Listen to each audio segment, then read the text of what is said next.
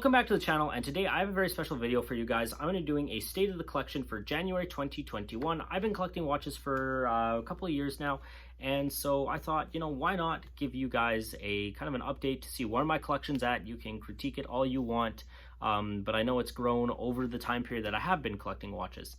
Now, obviously, if you do like the content, make sure to drop a like and subscribe to see more awesome stuff in the future. And with that out of the way, let's bounce right into the first watch, which is my Aorus Aqueous. And I think that obviously this is probably my most high-end diver, and I really like Oris as a company. They create some really nice watches for the value that you're getting. Like, for what you're paying for it, you're not getting a better value, in my opinion. And they're just well built watches. The cool thing about this is it's only 12 millimeters thick, so as a diver, it's not a crazy chunky piece. And on this rubber strap, it's a very nice feel, fit, and finish to it. I really like it. But I do have, I think, 18 watches, so including this one. And I do want to try and get it done in, let's say, under 18 minutes. Let's see if I can do that. So that's my time quota. Let's roll with it. So the next one, I'm going to go with my beater watch.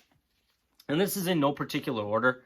So my beater watch is a Timex Iron Man. You have the Indiglo. I think I actually, yeah. So Timex Iron Man. I'll probably put pictures up in the corner for you guys of each watch. But yeah, so this is the Timex Iron Man. It's my beater watch. If you watch me working on cars, any of my other videos, I'm usually wearing this watch. Obviously, I don't care if it gets scuffed or dinged up or anything. It's taken a beating already. As Timex says, takes a licking and keeps on ticking. But yeah, I don't really care if it gets damaged because I just buy another one. So in the thread of kind of cool watches, this one was a recent acquisition as well. I picked up this Louis Erard Heritage Automatic. It's a very beautiful dial. Pictures and video just don't do it justice. It's a very beautiful piece, especially for the price point. Display case back, and yeah, it's not a very well known brand, to be honest. It's not very well known, but I really like this piece. So I will be sad to see it go when it probably does go, because I probably will be selling it fairly shortly. As I said, actually, no, I didn't really say. Any of these pieces in my collection, some are unmovable, but if you want to make an offer on them, shoot me an offer and we can maybe work out a deal. I don't mind. I don't mind parting with some of them. Other ones, they're untouchable. This is a Seagull 9mm thin manual wind watch. It's super thin. I really like this watch. I know I did this comparison the other day on another one of my videos, but just even take a look compared to the Aqueous, sorry. Just take a look. Super thin. But yeah, super thin watch.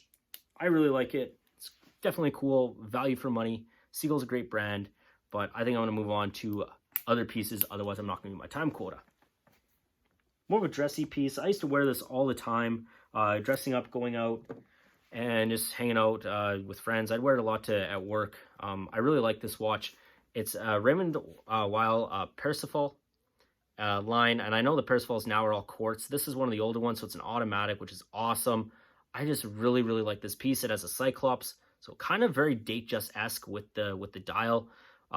It's a beautiful sunburst gray dial, and I really like it, especially the bracelet. The bracelet to me is the winner. I love the bracelet on this thing because you have a mix of high polish and like a brushed link, or brush side link, and then like the high polish on the side. It's a very nice, very elegant watch, and it definitely has a place to stay in the collection. Moving on to the watch that probably replaced it for like my dressy watch that I wear kind of going out, and I was actually really hesitant to pick this one up originally, but this is my Rado Hyperchrome, and it's a 2017 model. I honestly love Rado. They make some beautiful pieces for the price point. I honestly wish they were more popular in North America than they are. Like, virtually nobody really buys Rado. Like, at the same price point, people go to Longines or Oris, which I understand, and Tag Heuer, which I like. I understand. There's more like brand, quote unquote, brand cred, but Rado being the master of materials, using high-tech ceramic, like this entire case is high-tech ceramic. Center links, there's ceramic. Like, it's virtually an unscratchable watch. I mean, obviously this stainless steel side links, and those are kind of beat up a bit, but like, it's really nice, and it's definitely kind of taken over as my more dressy watch with a two-tone look, and I really love this. I love this piece. It's probably my third favorite, but yeah, I really do like it. and I would highly recommend anybody checking out Rado. The coolest thing about Rado is the anchor on their logo moves when you kind of rotate it. So it gives you some extra thing to play with. Now, moving on to a vintage piece of mine, and this is a very special watch to me. It was my parents pitched in as a partial gift for my 26th birthday, and I talk about this. So this is my second favorite watch here. It's definitely a non-negotiable, non-mover, but it's my Rado Purple Horse, and it's very Datejust-esque as well, kind of similar to the RW Parsifal, but you have a fluted bezel. It's just the bracelet's really comfortable, except when you pull, get some hairs caught in there, and then it's not so comfortable when it pulls it. But yeah, it's a very beautiful dial. I love the fact that it's the tiny little seahorses. That's just super cool in my opinion. And then also, one of the cool thing is I actually bought this off of eBay, out of a listing out of Japan, and it was kind of funny because it was basically a watch sold on consignment, and the seller had to basically go back and track the original owner and keep on basically having to ask him questions back and forth, because I was asking, what movement it is, can I get case shots and all these other things, and it was a long process. I eventually got it over here. I have zero complaints. When I got it over here, it basically had not been worn in probably 20 plus years, and I had it serviced right away, and it keeps great time. I love this watch. Second favorite watch in my collection. With that, I should probably show you my favorite watch, and my first actually luxury watch and my first automatic watch, and that is my Omega Seamaster, vintage Omega Seamaster. Very simple, day-date complication. I really love this watch. I wore it all over the place when I first got it. You could not peel this thing off my wrist for a couple months. The honeymoon period was very long with this watch. I still wear it. I wear it a lot. It gets a lot of wrist time. But yeah, it's a very beautiful watch from the late 70s, and I would not trade it for the world, because it was a special gift. It was a 25th birthday gift from my parents. My parents pitched in half, and they were like, here you go. And I got it from a collector down in Vancouver who collects vintage Hamiltons and Omegas. And it was actually really funny about it was 2 days after I got it, picked it up, I walked into an Omega AD, and the salesperson offered me almost quadruple what I paid for it to buy it off my wrist. But yeah, I really like it. My favorite watch. I would not part with this. And seeing it as my first automatic and luxury piece. So yeah. Okay, now moving on to another piece that is also on a brown leather strap, but this is an Seagull, or a Seagull Aquaterra, a homage of the Omega Seamaster Aquaterra that I cannot afford right now. That's my grail watch. $7,500 Canadian is a little bit out of my price point. This thing does not cost near that. It's a great watch for the price point, and if you can snag one of these, the prices keep going up because they were only made in a limited number. And obviously I was showing the display case back. It's a pretty nice watch for the price point. Now I think I should show you guys the first watch that I bought with my own money. The first watch I ever bought with my own money was this little guy down here, and it's a Skagen Melby titanium, and it's a quartz piece. I don't do fashion pieces anymore. I just don't like them, like fashion watches. But this one, when I bought it with the sole purpose of just getting a watch. I needed one when I was doing student teaching in university. The classroom that I was teaching in did not have a clock, and the university facilitator, who basically had to come critique my lessons and write a big review for me, basically was like, your timing's off, go buy a watch. And I was like, because you couldn't just pull out your phone all the time. But yeah, so I got this one. Would I buy it again? No. Will I ever sell it? No, because it's the first watch I ever bought with my own money. Yeah. That's enough about that. The bracelet on it's actually very comfortable, but it was my kind of go-to watch for almost a year of owning watches before I actually started collecting or carrying with them. Actually, that brings me to the very first watch I ever owned, and this was given to me as a kid, and it actually bricked itself today. Today it died. So originally I was filming it in my first couple of takes. It was still running, but now it's not.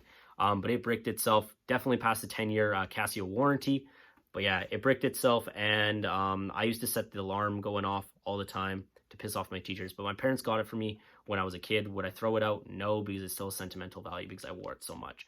I actually stopped wearing it when I got a cell phone, because I thought that I don't need a watch if I have a cell phone, which I think is not a good reason now, as I kind of just explained in the previous watch. And then also, honestly, it's just an accessory. Like, they're really cool. I think it's kind of like art as well. But anyways, that brings me to another watch that is kind of cool. And this is a Casio Databank. And I really like this Casio Databank. It's super cool. It was in Back to the Future. Marty McFly wore it, and it's very 80s, obviously. Calculator function. I virtually only wear this to work out with it because it's so light, and there's a kind of the chronograph function, a stopwatch that you can time with. Now, let's see, what do we want to do? Okay, I should show you a couple pieces that my uncle actually gave me. And I don't do the whole fashion watch I was saying, and he gave me this Perry Ellis watch. It wasn't running when I got it. I threw in a battery, and then it died 6 months later. Will I put in another battery? No. Will I ever get rid of it? No, because my uncle gave it to me, and I do appreciate the fact that he gave it to me. Yeah, so it's kind of a static piece. I guess you could wear it as a bracelet. But he did give me a really cool watch, and I'm super appreciative of him for giving me this watch, and I really do like it. As a horological piece, it is basically kind of a poo-poo piece, but it's a tree hut wooden watch. Like, there's issues with it, like, in the sense, like, because it doesn't create such a great seal with the crystal to the wood, and when it's porous, water can slip under the dial, and you get stains and can ruin it. But yeah, it's zebra wood, which is really, really cool. And as being a former construction teacher, making things out of wood is super awesome, and a watch made out of wood is super cool to me. So horological value, low. Cool factor, fun factor, very high. I am really thankful to my uncle for actually giving me this. This was his own personal watch, same as the other one.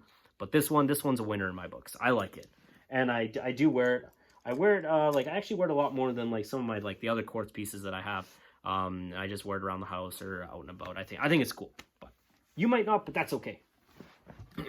So that brings me to another watch that I have, and that's the Seiko Sarb 035. I really like this watch. Great piece, and overall, I just, yeah, like the dial on it's well finished. It's a beautiful piece, and like, just get one. Like, honestly, get one, and you will not regret it. Prices keep shooting up because they're discontinued, and it's just a well-built piece by Seiko. My only complaint is it has like a garage door worth of space as the clasp, like it can catch on stuff. That's my only complaint. Only complaint with this guy. All right, so moving along to the next one. I got like 3 more watches and then we're done. So I'm gonna do the gateway watch for me, which was my Citizen Eco Drive Titanium. Now, I really like this watch. I don't wear it as much as I used to. The one thing I don't like about Citizens, though, is the date. The date complication is super recessed in them, but it's my only chronograph watch. I do want an automatic chronograph at one point in time. I will probably own one sooner or later, but it's full titanium, so it's super light. I guess another gripe that I have with it is it's a very big watch. Like, it's just big. I know the Oris is pretty big, but this thing it's just a little big for me, I think. But I do really like it. It's a nice watch, nice piece. Yeah, and this was kind of the gateway into me wanting to learn more about watches. I bought it as a gift to myself for getting through getting through my first year of teaching, because it was a little bit rough. But anyways, that's enough on that one. I have 2 watches left for you guys, and I'm going to go through. Let's go with my another diver, my Orient Mako Usa 2. I really like this watch. It's pretty cool. My only complaint is the bezel is a little bit difficult to move because it's very it's slippery. And like it's not really grippy. Like on the SKX you can really grip it.